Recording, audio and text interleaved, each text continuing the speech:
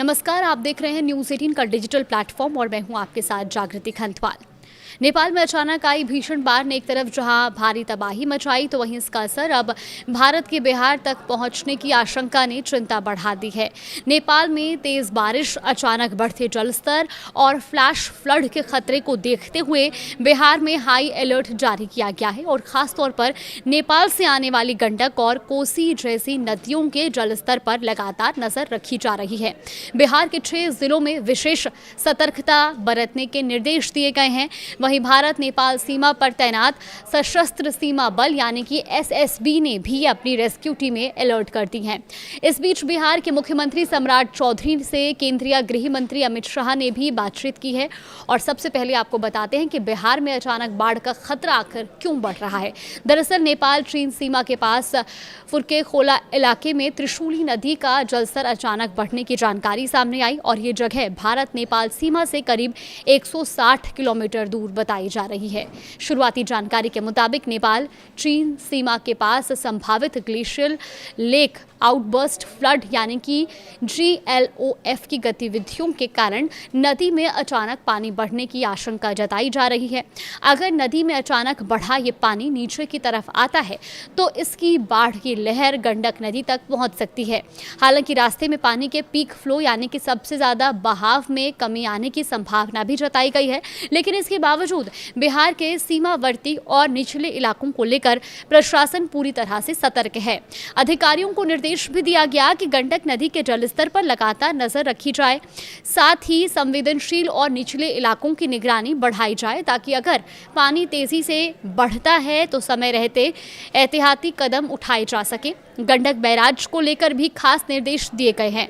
अधिकारियों को ये कहा गया है कि जरूरत पड़ने पर गंडक बैराज के गेट का संचालन इस तरह किया जाए कि अचानक आने वाले अतिरिक्त पानी को सुरक्षित तरीके से आगे निकाला जा सके। इसका मकसद नदी में अचानक बढ़ने वाले पानी के दबाव को नियंत्रित करना और डाउनस्ट्रीम यानी कि नदी के नीचे की ओर आने वाले इलाकों में खतरा कम करना है। और अब बात उन जिलों की जहां खास निगरानी रखी जा रही है। दरअसल गंडक बेसिन में पश्चिम चंपारण, पूर्वी चंपारण, गोपालगंज, सारण और वैशाली जैसे जिले आते हैं, तो वहीं कोसी बेसिन में सुपौल, सहरसा, मधेपुरा और साथ ही अररिया जैसे जिले शामिल हैं। नेपाल से आने वाले पानी और नदियों के जलस्तर में अचानक बढ़ोतरी की स्थिति में इन जिलों के निचले और संवेदनशील इलाकों में परेशानी बढ़ सकती है और इसी वजह से अधिकारियों को तटबंधों, नदी के जलस्तर और साथ ही संभावित जलभराव वाले इलाकों पर लगातार नजर रखने के निर्देश दिए गए हैं। ये अलर्ट इसलिए भी महत्वपूर्ण है क्योंकि गंडक और कोसी समेत बिहार की कई प्रमुख नदियों के जल ग्रहण क्षेत्र नेपाल हैं और नेपाल के पहाड़ी इलाकों में भारी बारिश या अचानक बाढ़ आने का सीधा असर बिहार की नदियों के जलस्तर पर भी पड़ सकता है। इस समय बिहार में पहले से ही कई नदियों के बढ़ते जलस्तर ने चिंताएं बढ़ा रखी हैं और ऐसे में राज्य के आधिकारिक फ्लड फोरकास्ट सिस्टम में 23 अगस्त के आंकड़ों के मुताबिक कोसी, गंडक और गंगा समेत कई नदियों के अलग अलग गेज स्टेशनों पर जलस्तर चेतावनी या खतरे के निशान के आसपास या उससे ऊपर दर्ज किया गया था। ऐसे में नेपाल से अगर अतिरिक्त पानी आता है तो पहले से दबाव झेल रहे इलाकों के लिए चुनौती और बढ़ सकती है।